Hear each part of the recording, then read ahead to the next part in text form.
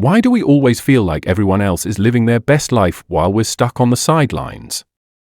1 minute we're content, and the next, a quick scroll through social media has us questioning everything. Why does it seem like everyone else is on an epic vacation, looking flawless, or nailing every aspect of life that we can only dream about?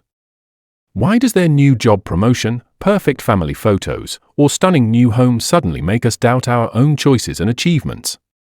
It's as if someone else's highlight reel makes us question our worth, happiness, and success. Here's a thought: is social media even an accurate reflection of reality? Why are we comparing ourselves to a curated collection of filtered moments that only show the best parts of someone's day? Do we really believe no one else has their struggles, or that their lives are as perfect as they seem? Now, let's hit pause on all that comparison. What if we took a step back and focused on our own journey instead of someone else's carefully curated version? Can we remember that success doesn't look the same for everyone, and it's up to us to decide what makes us happy? Imagine celebrating not just others' wins, but our own unique progress as well. Isn't it time we embraced the fact that we're all on different paths, moving at our own pace?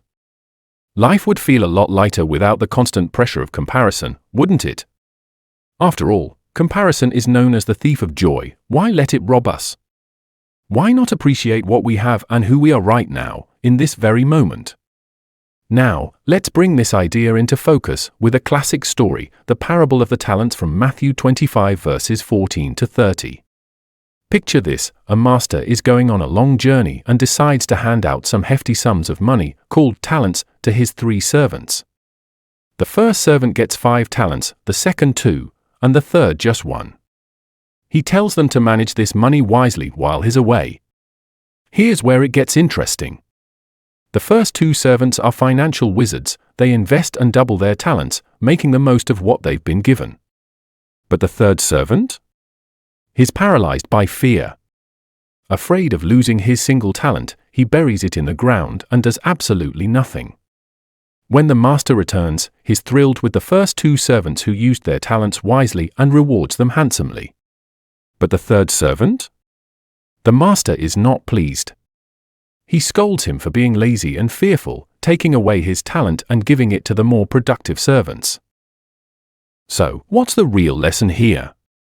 It's not about the quantity of talents you start with, but how you use them. The master judged not by how much each servant had, but by what they did with it. The takeaway is clear: it's not about having the most, but about making the most of what you've got. Instead of comparing yourself to others, focus on using your unique talents to their fullest. That's where the true reward lies. By embracing this perspective, we can move past the comparison trap and invest in our own growth. Celebrate your journey, utilize your unique gifts, and remember that the value of your life is defined by how you use your talents, not by how you stack up against others. Key lessons from the parable. Alright, let's dive into the juicy takeaways from the parable of the talents.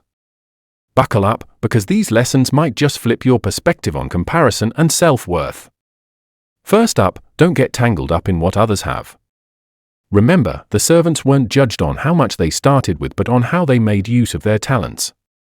The master wasn't impressed by the amount of cash they had but by their effort and creativity in growing it. It's like God's very own personal recipe book. Each of us gets a unique blend of ingredients. Whether you have a pinch of creativity or a whole cup of ambition, it's not about the size of your portion but how you cook up something amazing with it. Next, let's chat about God's expectations for us. Here's the scoop: God doesn't play the comparison game. He's not sitting up there with a scoreboard, tallying how you stack up against the next person. Instead, He's cheering you on to be faithful with what you've been given. This mirrors 1 Corinthians 7 verse 17, which says, "Only let each person lead the life that the Lord has assigned to him and to which God has called him." So, when you're feeling down about what you lack, remember that it's about being true to your unique abilities and calling, not about keeping up with someone else. Now, let's tackle the danger of fear and inaction. Remember the third servant? His fear of messing up led him to bury his talent and do nothing. It's like being handed a golden ticket and then hiding it in a drawer because you're scared of losing it. Comparison can do the same, making us so anxious about not measuring up that we freeze and never even take a step forward. 2 Timothy 1 verse 7 reminds us, "For God gave us a spirit not of fear but of power and love and self-control." Practical steps to break free from comparison. So, how can we put these lessons into action and break free from comparison? Let's dive into some practical steps that can help shift our focus and boost our confidence. First, focus on gratitude. Make a habit of daily gratitude by recognizing and appreciating the blessings and talents you have. Psalm 136 verse 1 says, "Give thanks to the Lord, for He is good, His love endures forever."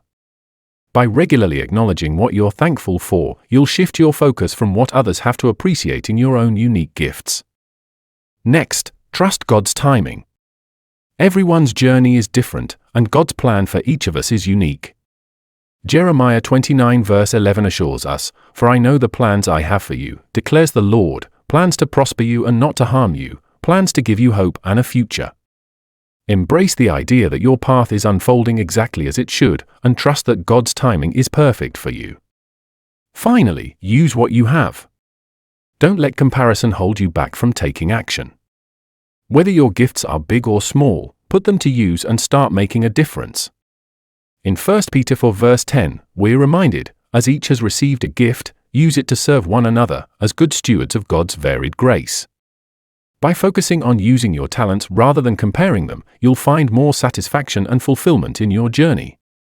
So, ditch the comparison trap, embrace gratitude, trust in God's perfect timing, and start using your unique gifts.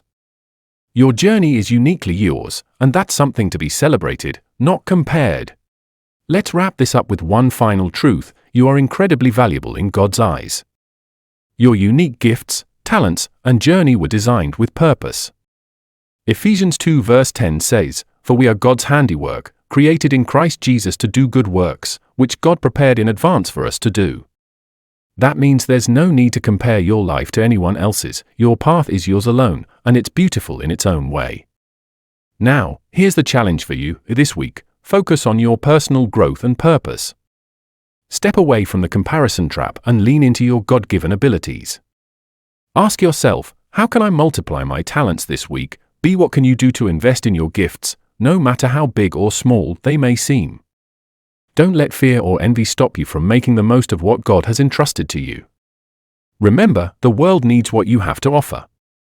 Embrace your gifts, put them to work, and watch as they multiply in ways you never imagined.